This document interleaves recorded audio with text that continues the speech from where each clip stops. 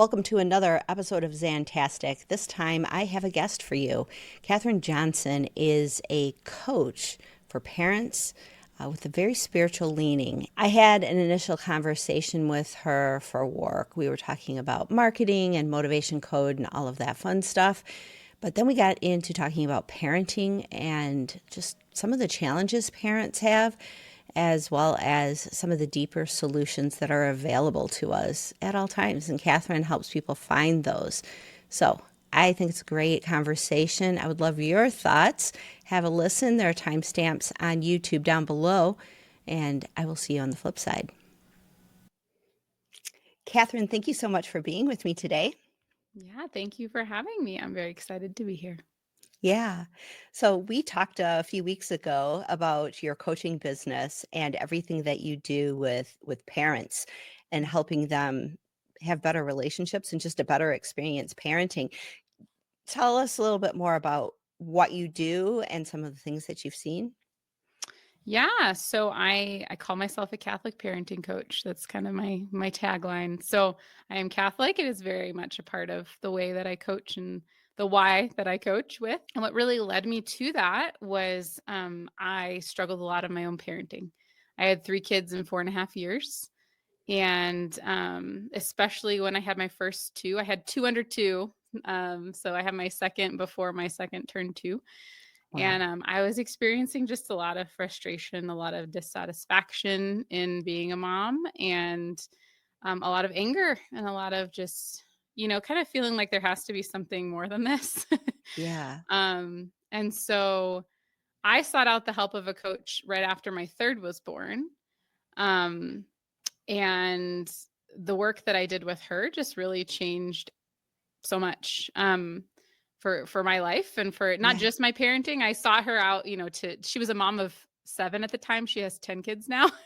And Wow. she ran her own business, and I was like, you have to know something that I don't, right? Like you have to know something that I don't, because I have 3, I just had my third, and I'm struggling, Yeah. Anyway, so yeah, so I met with her, and yeah, that work with her just really transformed a lot about my parenting, but even other areas.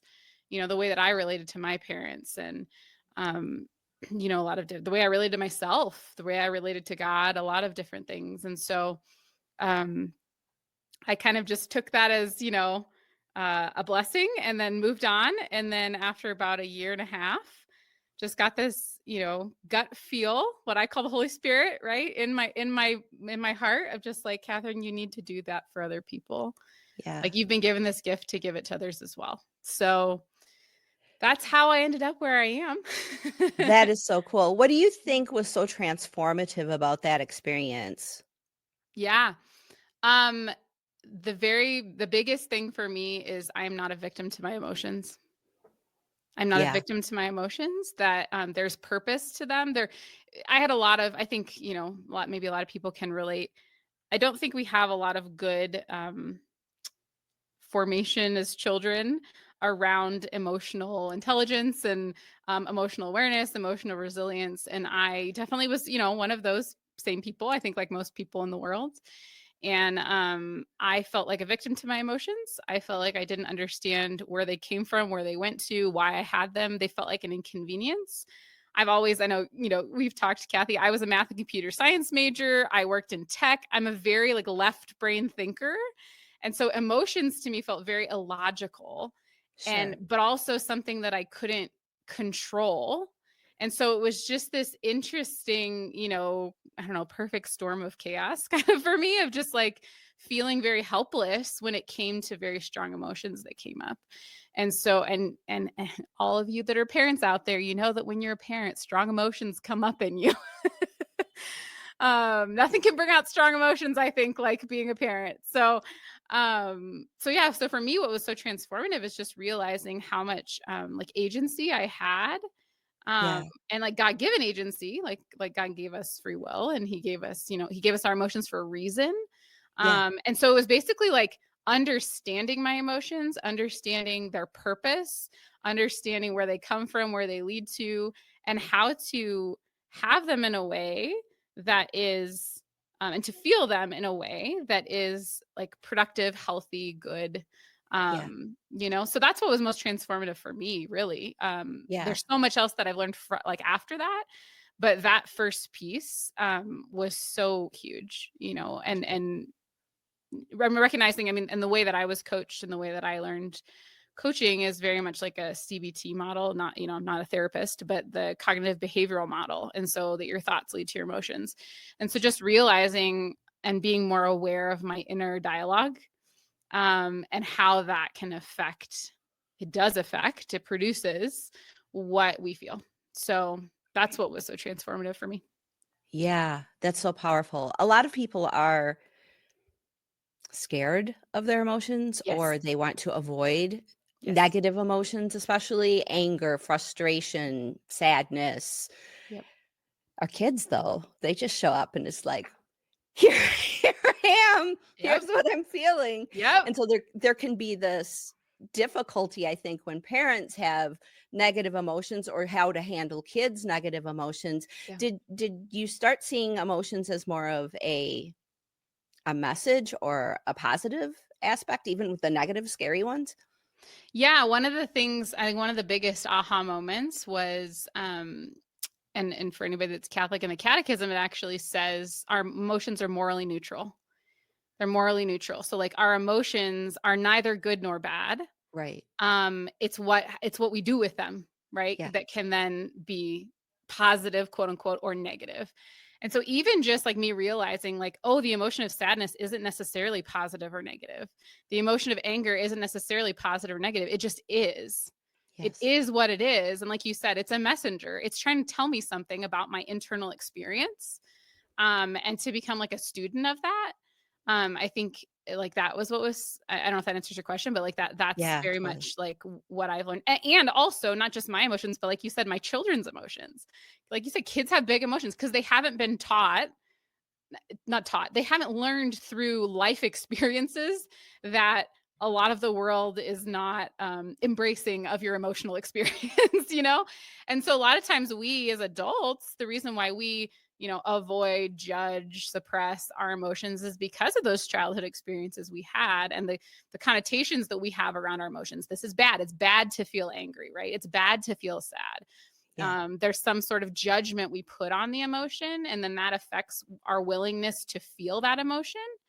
And so, yeah, that was a big eye opener for me, not only in me experiencing my emotions, but watching my children experience their emotions and teaching them.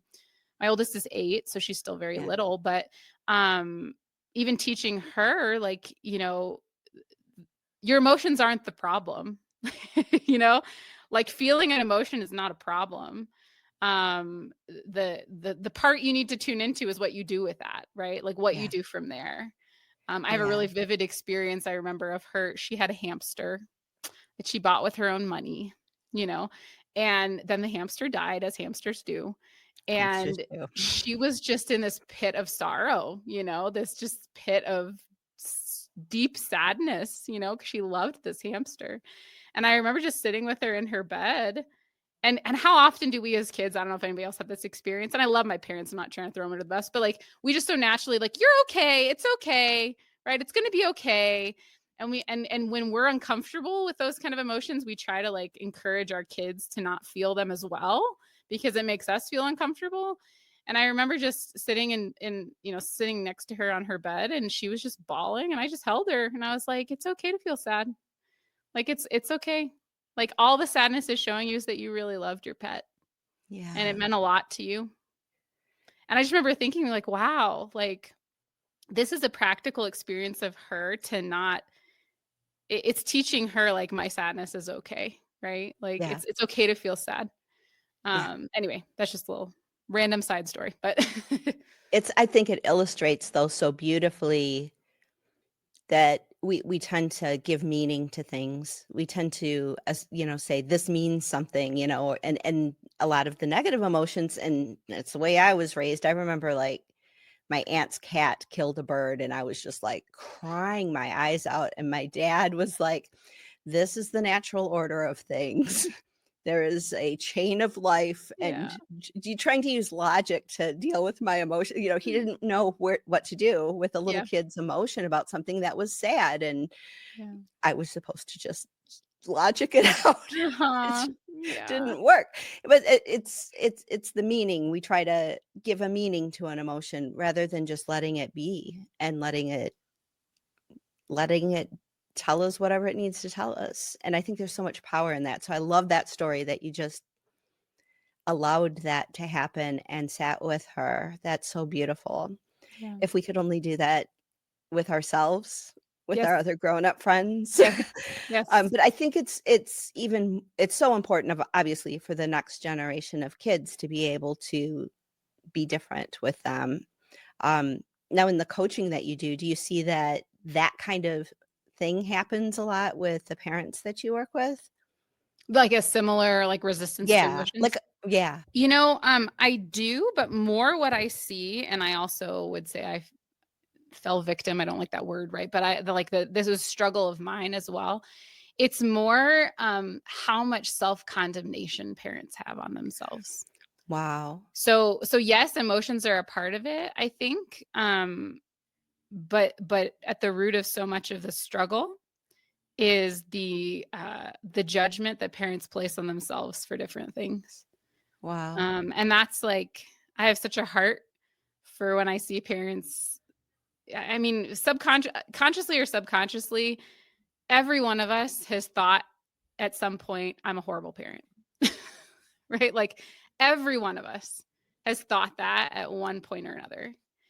And, um, it's amazing how sneaky sometimes that thought can be, or how unaware we are, that that's really what's going on underneath it. Because sometimes what we see, right? What we see is like the actions. What we see is us, I don't know, yelling at our kids, or what we see is our kids having a temper tantrum, right?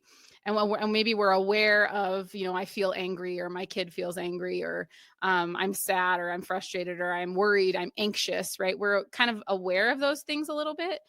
But the unconscious piece that is so interesting is like what's behind that, and Yeah. drawing out like, and what I find so much with clients is like there's just a self-judgment underneath all of that. If their kids are exhibiting an emotion in a certain way, well, it must be because I did something wrong.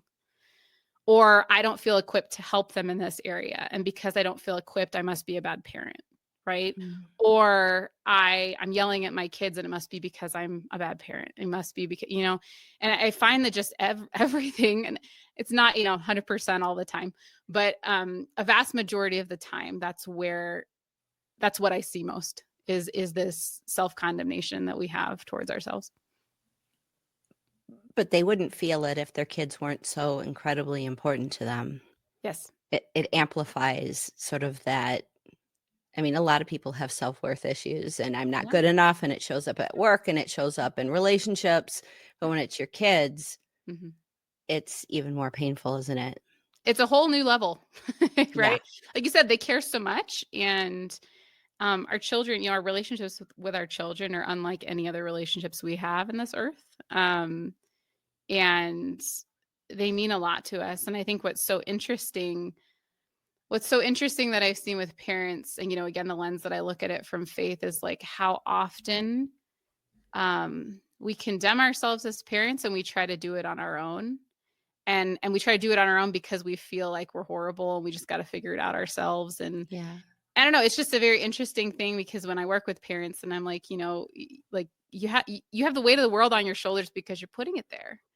Yeah. Not because anybody asked you to put it on there. Yes, there is a huge responsibility we have as parents, and it is a beautiful and a terrifying in a way responsibility, but also like God doesn't want you to feel this crushing weight. Like he wants to shoulder Right. it with you, you know? And that's very much like a part of like lifting that self-condemnation piece in my the way I coach is like helping parents realize that they're not shouldering the burden of parenting alone. Um, you Yeah. know. So Yeah. How does, reconnecting people to their faith play out in your coaching? yeah, so a lot of different ways. I open up all of my coaching sessions in prayer. And it just is kind of this, I don't know, underlying stream of everything that I do. But it's really in the Bible, Romans 12:12, I believe it's 12:12. Don't quote me on that. But there's a scripture, I know St. Paul talks about be transformed by the renewing of your mind. I'm pretty sure it's Romans 12:12. You can look it up, but it's talking about this renewal of mind, right? And we talk about like be conformed to Christ's mind. And Yeah. so when I work with clients on kind of unraveling these unconscious thoughts that they have going on, a lot of the questions I ask afterwards, as we uncover it, is like, is this a thought that the Lord would want you to think? Like, do you think that God would sit here and say, you're a horrible parent? Yeah. Right. And then what's interesting about that is sometimes I keep knocking over my mic. Sometimes that then leads to an opportunity for them to explore their relationship with God. Yeah. Because so often our relationships with God are affected by our earthly parents, right? And like maybe we have this perception that God is this, you know, authoritarian, strike you down with a bolt of lightning kind of God, and in my experience and who I know God to be, that is not who he is. He's a God of justice, but he's a God of mercy. He's a God of love, Sure. Sure. And so the way it plays out in my coaching is very much like allowing people to be conscious of what they're thinking and then to compare that against who they know God to be. Yeah. And then to try to, reinvent is not the right word, but to open their minds and hearts to God in such a way to be open to his word for them, like what Sure. he has to say about them, it rather than just sitting in their own self-condemnation, to be open to his love and to his loving words, and then to agree with those loving words and to choose them for ourselves. Sure. So I don't know if that answers your question, but and then even in the Yeah, it does. emotional piece, a lot of it too is like being with Jesus in our emotions. That's what I bring parents into a lot, is like when we have these very intense emotional experiences, like Jesus was man, he was fully God, but he was fully man. And being fully man meant that he experienced every one of our emotions, the quote unquote positive and the quote unquote negative. He experienced every single one of them. And so bringing parents into this experience with Jesus in their emotions, like, okay, you're experiencing rejection from your children. Like, can you think of a time when Jesus experienced rejection and what would have been going on with him, and for any of us that kind of know the Passion and Easter just happened a couple weeks ago, Mhm. like he experienced a lot of rejection during, Yeah. that week and his crucifixion and being rejected and, having one of his best friends betray him. There's a lot of things you can draw out of the life of Christ, Yeah. and then relate to your own personal experience that, if that feels less isolating, right? You feel less isolated in that rejection and that isolation and that whatever that emotion is.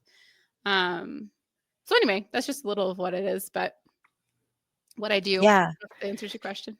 Yeah. I think the parent-child, well, obviously in the Bible, they talk about God the Father, right? The parent-child relationship is used as metaphor a lot in the Bible. So Mhm. it's very interesting to me because when you see your kids, we love our kids like more than anything, right? Yes. I mean, Yes. there's all sorts of oxytocin going. There's Yep. all kind Yep. of bonding that happens between parent and child, and then to understand sort of your relationship with God in that way Mhm. of, would you want your kid to feel this? You know? Yeah. God probably doesn't want you to feel it either, right? And Yeah. so it provides such a great understanding of sort of that spiritual connection when you can put yourself in the child shoes and understand that how much you love your kids is like a tiny little fraction, Yes. such a minute fraction Yes. Oh my of goodness. how much love is there for you Yeah. from the divine. It's Yeah. amazing. Yeah. Um, I but 1000% agree. 1000% agree. And I think like my kids have taught me more about God. Like just like you said, like we parent imperfectly, right? Like we are fallen humans, right? Like and we parent even in our fallenness, and our imperfections, we parent with such intense love for our Yeah. kids. And like you said, to imagine like that love, multiplied by a gazillion, like, Yeah. I don't know. And even just Unfathomable. relating, I think I just even relate so much of my parenting. And I always say, like, parenting should lead you closer to God if we allow it. Like, it's meant to. It's meant to lead you closer to God. Sometimes it brings up wounds you have with God, right? Sometimes it brings up issues you have with him. And sometimes it helps you appreciate him more, right? Because you're like, wow, I love my kids so much and you love me even more than that, God. So it's a both and. It's interesting how like different aspects come up. So often throughout my day as a parent, I'm just like constantly laughing or like thanking God for his patience with me, and or I'll watch. This is what I see a lot of times. I will see my children and the way they act towards me, and I will think, wow, that is exactly how I act towards God. Right? Like, for example, like, I want a cookie, mom. No, you can't have a cookie. It's going to be dinner time, but I want a cookie. I really want the cookie. And then they throw the temper tantrum about the cookie, and they don't realize, like, no, I actually know I love you and I want what's best for you, and you think what's best for you is having a cookie right before dinner, and I know that that's not what's best for you. And I just think so often, like, how much do I like fight God over a cookie, right, when he's just like, no, like, Catherine, just trust me, like, I know the cookie's not what's best for you, I know you really want it, but I love you more than that to let you just ruin your appetite. Yeah. Yeah. Yeah. It's definitely a process of letting go and trusting. And yeah, I've got big dreams and big hopes and big wishes and all of these things. And it's all timing. And I have to Hmm. like just let go and trust that things are going to work out. Just, and the other thing is too, is like the asking. You ask and you shall receive. Yeah. Um, but God has his own timing. Yeah. It just works out in a different way. But yeah, we as children of God don't necessarily understand that.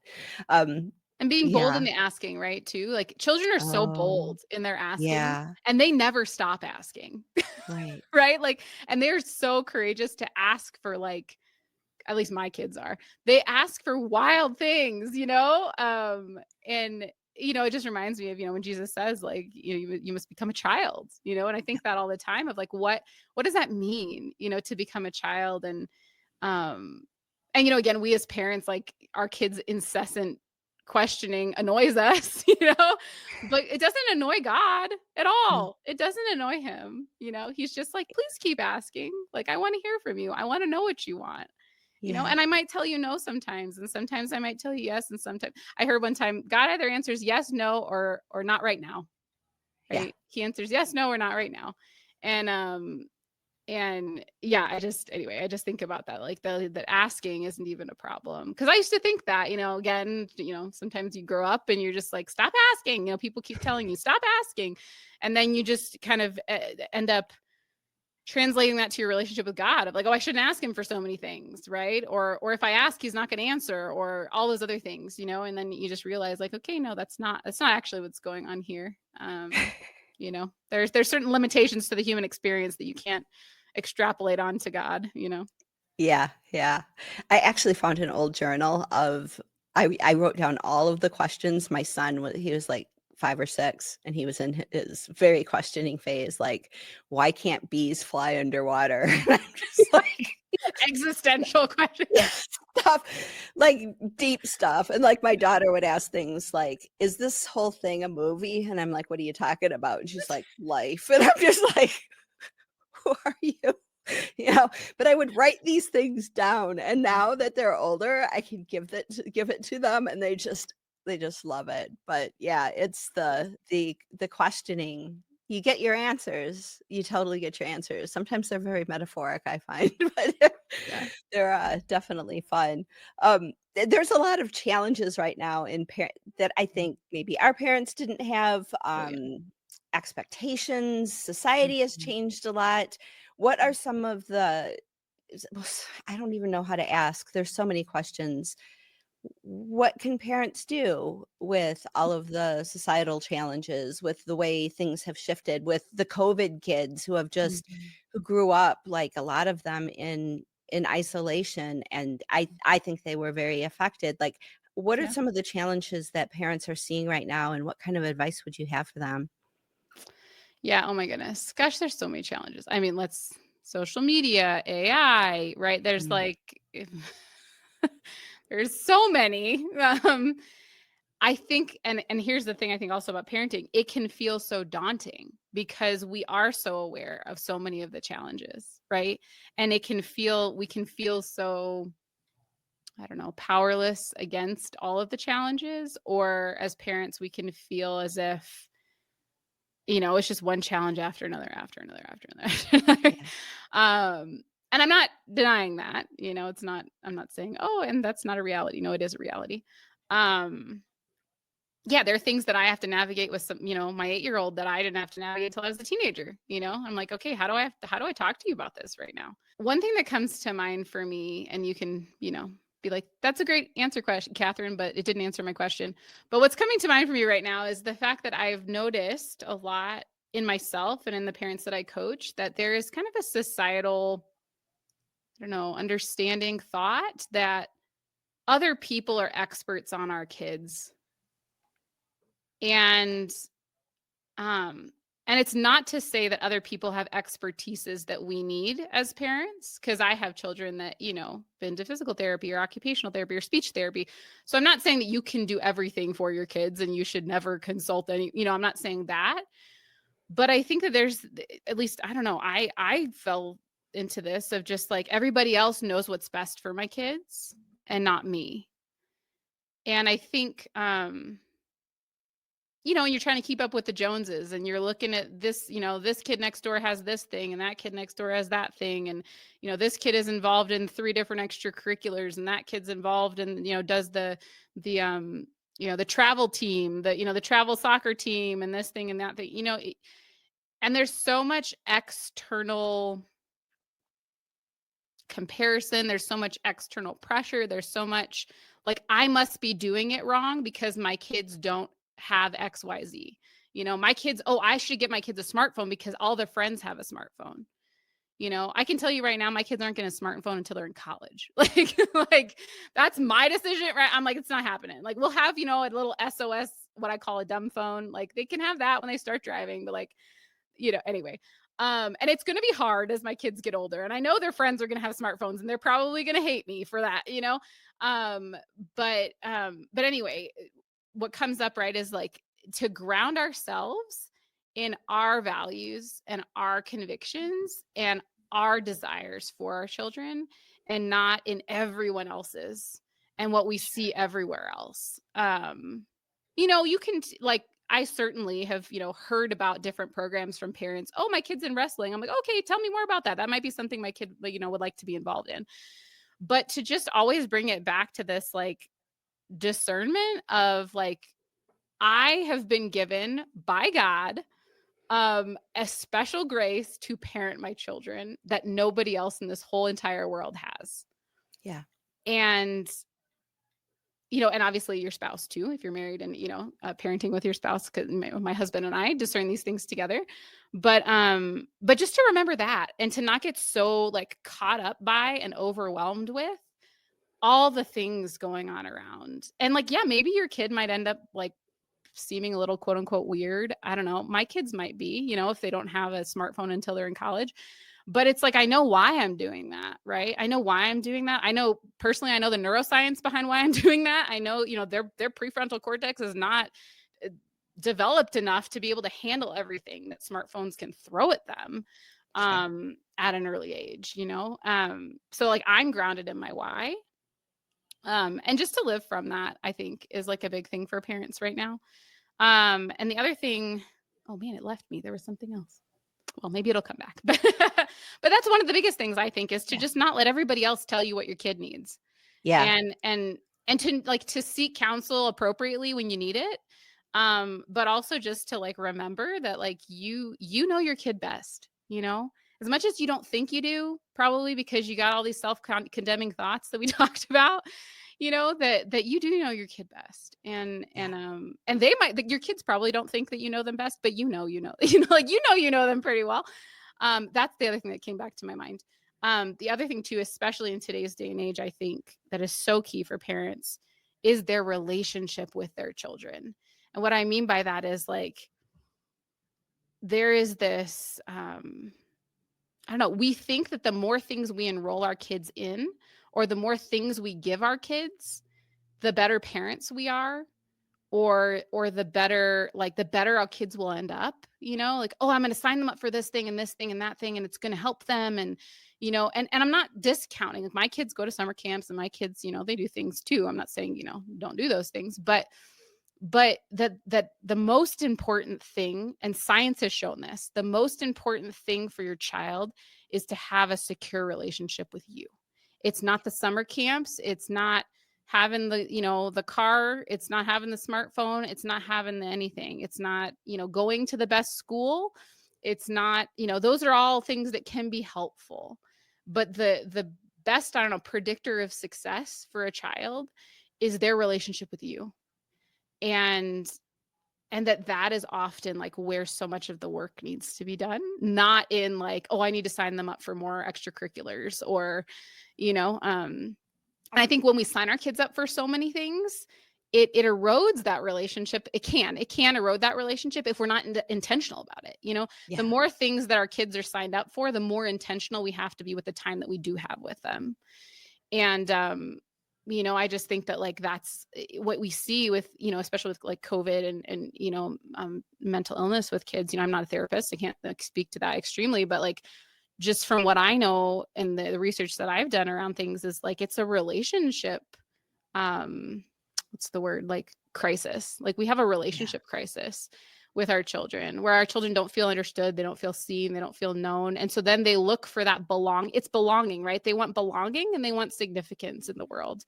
They want to Yeah. belong to something, someone, and they want to feel significant. And if they don't have that sense of belonging in our home and in our family, they're going to look for it somewhere else. Yeah. um and if your Yeah. kids are looking for it somewhere else, there are ways to still foster that, but anyway, so that's just like the two things that I would say is, like, stop thinking everybody else is an expert on your kids, and just to focus on the relationship, that your relationship with them matters more than any programs and sports and anything else you sign them up for. And trust me, I like discern my children's schooling very well, right? Like, I care about my kids getting a good education. I care about my kids, being involved in sports, and reaping all the benefits from sports and all those things. So I'm not saying to discount that, Yeah. but yeah, the moment that any More. of that stuff Yeah. starts interfering in my relationship with them, that's when I tell my Yeah. clients, I'm like, yeah, I don't know, that's serving them well. Yeah. As you're speaking, I just kind of felt like your kids don't need more stuff. They need more you. Yes. And Amen. I think a lot of parents are like, I'm not doing enough for my kids. I need to go out and get these things, and they need to have as many experiences as possible. Mhm.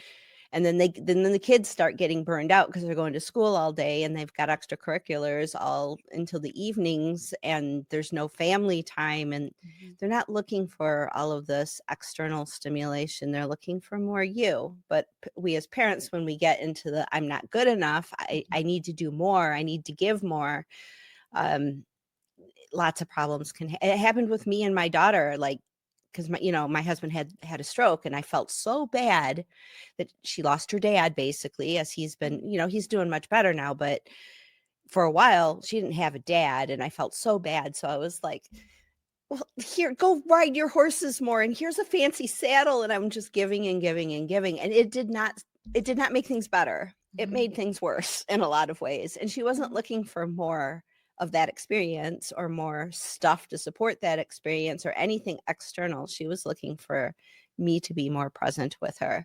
But I felt so bad that she lost her dad, that I was trying to overcompensate. And so it's Yeah. very easy for us to do that because we love our kids so much. But they're Yep. not looking for all of that. They're looking for our presence. Yep. Yeah. And like, as you're talking, right, I think what we're unaware of as parents, I think so many of us know that cognitively, right? We know, like, oh yeah, our kids just want us. And then there's this secondary reaction of like, then I'm not enough, right? First it's I'm not doing enough. And then we hide behind that, right? And then when we come down to it, there's this belief that I'm not enough for them. Yeah. And that's a like, I'm just going to say it, that's a lie. Like, like you're Sure. not enough for them in the sense that like you cannot fulfill every single desire of their heart. No. Only God can do that. But you are like, your relationship with them, your presence with them, who you are, and your love for them is enough, right? You're not going to be perfect. You're not going to do it perfectly. Yeah. But you showing up as your vulnerable, authentic self is enough. And talking to them about it, like even with my 8-year-old, even my 6-year-old, my 3-year-old, I talk to them about like, I am not perfect, guys. Like, I love you more than anyone else on this earth ever will. Yeah. It's just like your dad and I love you more than anyone else on this earth ever will. And we're not going to do it perfectly all the time, Yeah. you know? And just inviting that like dialogue. So we're not because I don't want my kids to put me on a pedestal, Right. I don't want them to deify me. I don't want, I don't um but and to just be honest and vulnerable and humble towards our children in our shortcomings, and not, Yeah. I don't mean like project your emotional, insecurities on your kids. I don't mean that. I just mean like, I'll tell my kids sometimes, I don't feel like I am like giving you what you need right now. Or I don't know how to give you what you need right now. I'll tell them that sometimes. Like, I love you and I can see that you're wanting something and I'm not sure I can give that to you, you know? Just having those authentic conversations around that, I think Yeah. it's just so huge because then there's this like, it takes the pressure off of us, that I'm not enough for them. Um, it's like, I don't have to be enough for them, right? I just have to be me. You have to be you.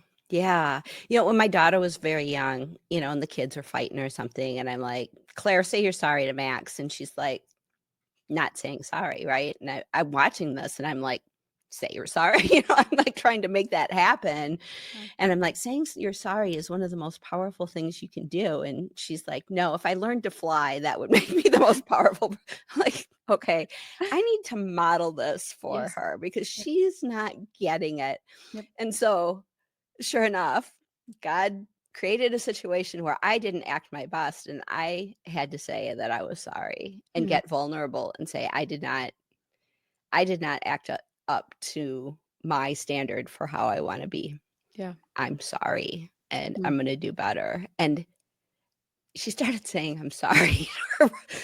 She started getting it because Yeah. when I was able to model that vulnerability, that honesty, and that was not something I got from my parents, but seeing it Mm. act out with my kids, I was like, "Oh crap, maybe I am like that. Maybe I try to be right all the time and try to be like this perfect parent and I'm doing fine." That's not that's not perfect parenting. Perfect parenting really comes out as some of those vulnerable, Yes. "I screwed this up and I'm Yep. so sorry and I'm going to do better." Yep. And it just connects you. They recognize it. There's something powerful about being vulnerable with your kids. They see you as human and they start modeling it too. They start acting better. And it's just so I think it's so important. And it connects you so much more too. I think just when you are more of who you are, good, bad, and ugly, Yeah. without any judgment, just this is who you are. Your kids get it. Hmm.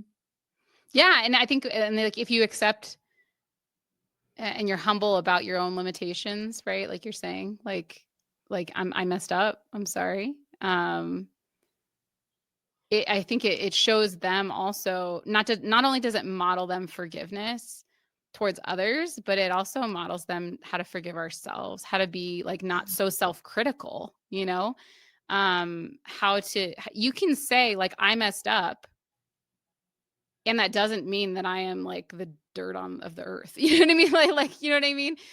You can admit, at least, there was something in me that learned like, oh, apologizing means that I'm admitting that I am like a horrible person or something along those lines. And then realizing, no, actually, like me just saying I'm sorry is just like admitting my humanity, right? That's all it is. It's just saying like, hey, I'm human just like you are, and I make mistakes just like you do, and it's okay. And like we need to take responsibility for what we did and then try to do better, and like, Yeah. not make it a big deal. Like, it's like, okay, this is just part of being human. Let's be human together, instead of me trying to be, I don't know, I think for some reason as parents, yeah, we put that like perfectionism, like, I don't know, we try to be perfect. And then in trying to be perfect, we become unrelatable, and we become like, it becomes the do as I say, not as I do thing, Yeah. which nobody likes. Nobody likes that. The people that you're most drawn to, if you think back, I don't know, on the coaches or teachers or pastors or whoever, that, or grandparents, or even your parents, whoever is most, when you think of them, you get the warm fuzzies, they're not the people that were the do as I say, not as I do people. They were the people that were doing what Jesus did, right? Which was saying, like, follow me. Like, I'm going to show you how to do this. Right. And it's a little different, right? Because he was perfect, because he was God, and that's a little different thing, right? But like, or even the early disciples, right? Like right after Jesus died, and went back to heaven, like they were authentically human and authentically themselves, and people were still drawn to that because they weren't trying to be perfect. They were just trying to be themselves, and in themselves, in their humanity, right? Right. I don't know. And I just think, it's that discipleship. Like, one of my favorite parts about, everyone talks about discipline with kids, right? Discipline. What does it mean to discipline kids? And if you look in like the root of the word, it's like to disciple, and to disciple means to teach, Mm, right? And perfect. yeah, I love that. yeah, we're discipling our kids, discipline can be a method of like, it should be a method of discipling, not, discipline as we often think of it. But anyway. I love that. I love that. I wish I learned that years ago because I would have saved like some arguments with my co-parent that discipline was punishment, Yeah. and it's not. It's showing the way, right? It's And and that's it. sometimes that involves boundaries, Sure, because sometimes boundaries, of people will push course. back and they're like, "What, am I just supposed to let my kid do whatever they want?" I'm like, "No, like, it does involve boundaries. You need to have boundaries. That is a good thing." Yeah, Right? But it's like, the method and the means, and I could go on a whole discussion around how we discipline the way we were disciplined and all those things, and but yeah, that's just kind of what guides me, is I want to disciple my children, and yeah, the way that I disciple my children also is being a disciple myself, right? And in my case, like, being a disciple of Christ, like, yeah. he is who I follow, and then my children are following me, and hopefully him, as they get older, more directly him. um but yeah, that, and I'll tell my kids all the time, I say, if I ever tell you to do something that is not like what God would tell you to do, like, you have every right to disobey me. Like, if I tell you to sin, like, you are not bound to obey me. You're not, like, because oftentimes we pull out the commandment about, honoring your father and mother. And I tell my kids that, I said, you can honor me to the extent that I honor God, right? Like, you're called to honor me, but not if I'm leading you to sin. You're not called to honor me if I'm asking you to do something that's not moral, or that's not, in accordance with like love, and, like all the other things of our faith. And I just think sometimes, we think of discipline as, I'm the parent, you do whatever I tell you no matter what, Yeah. right? And that's not the heart of discipline, in Right, my view. right, right. Yeah, really important stuff. So important. Yeah, and the boundaries, kids will test them just to Yeah. make sure. And I think they test them at more of, are you still there? Hmm. Not as a, I'm ha ha ha, look what I'm doing. It's more of a, are you still there?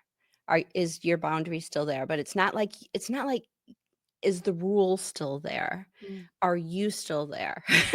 It's almost like trying to draw something out of you. I just went through something with my teenager, and it was kind of funny because it's just like, caught her in a lie, don't like the lies, just like, Yeah. and she's like, "How do you always know?" Like, just something moms do. And well, my Mhm. other friends' parents don't figure this stuff out. And I'm like, I've got a different connection with you. It's a blessing and a curse. I'm so sorry. You're just gonna have to deal. It's just, but Mhm. it's the testing of the boundaries. Are you still there?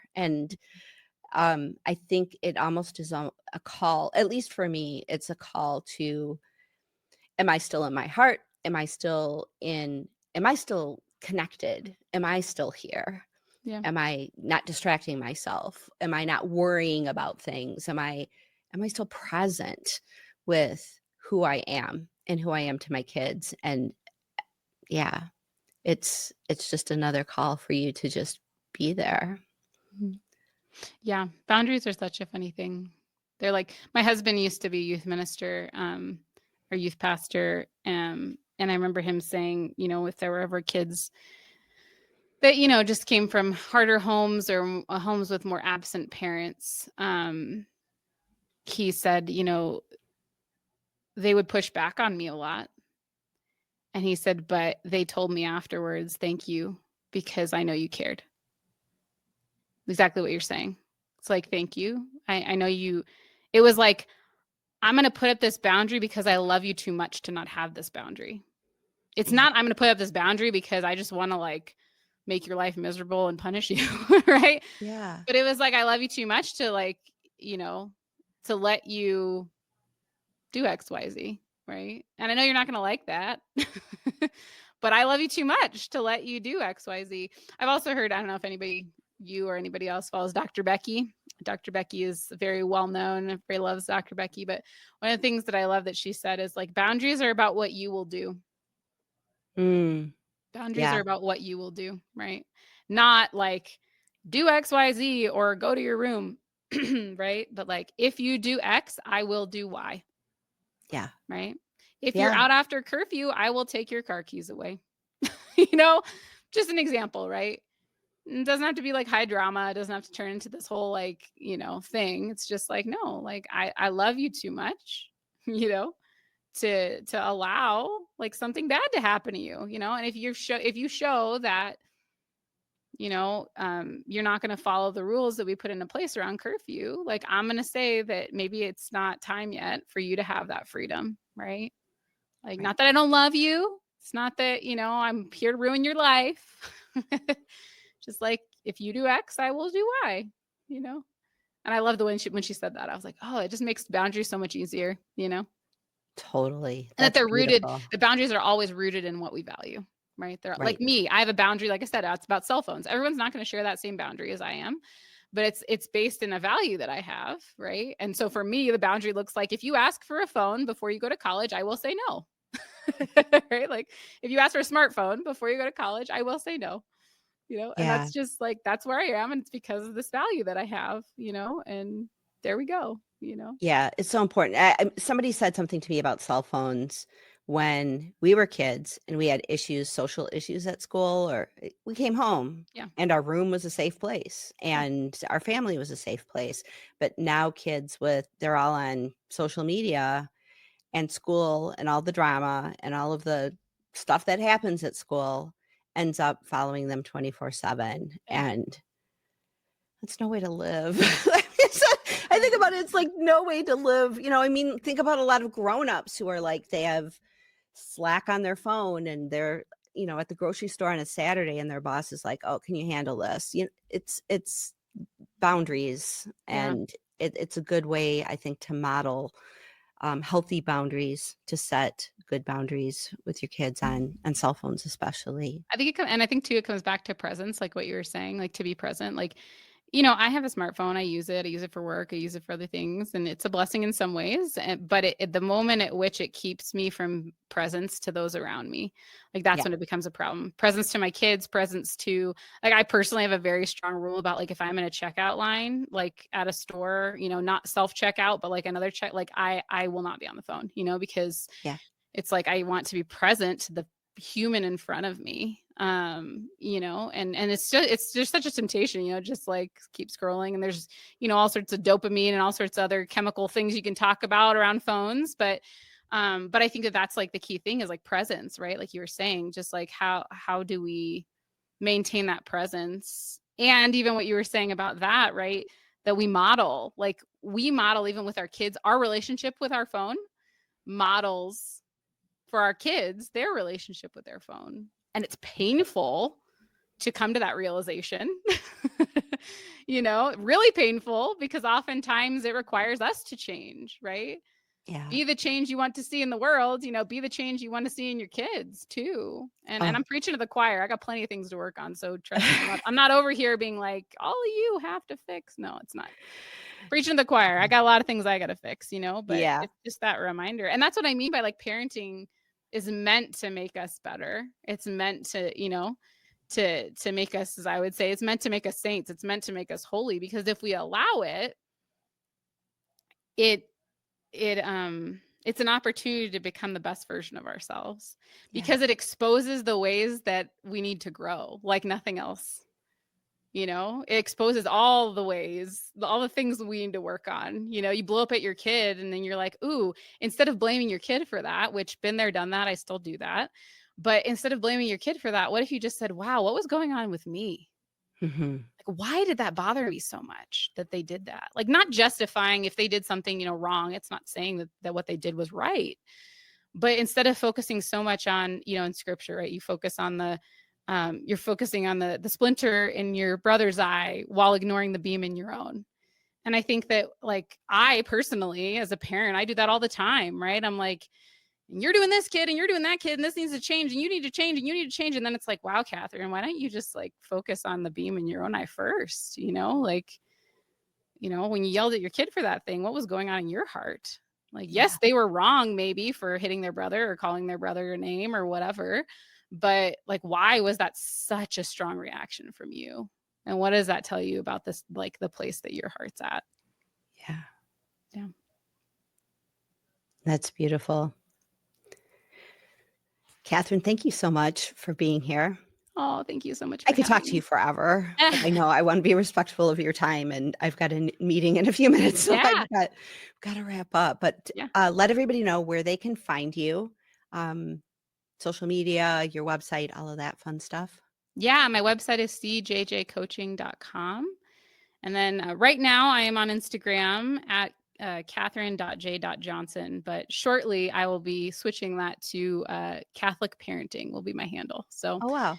you can find me look at, if you're listening to this, between May, June of 2025, look for me at Catherine.j.johnson. Afterwards, you can find me at Catholic Parenting. Beautiful. Well, thank you so much for being here. I think this was a really healthy discussion, whether someone's Catholic and wants your coaching or if someone is of a different faith. I think it all faiths kind of lead to the same place, that we want to have better relationships with our kids and have a better relationships with God and all things divine. So I think your wisdom is really, really valuable. So thank you for being here. Thank you for having me. It's been a blessing. Thank you. I hope you enjoyed that conversation with Catherine. I know I did. I got a lot out of it. The Catholic faith has been around for a super long time. There are many lessons in the Bible that can help us not only understand ourselves better, understand our children better, but understand the world better. And I loved her perspective on a lot of it, and I hope you did too. You can find Catherine on the web. There are some links down below on ZANTASTIC.me or on YouTube. And I will see you next time here on ZANTASTIC. Thanks for watching.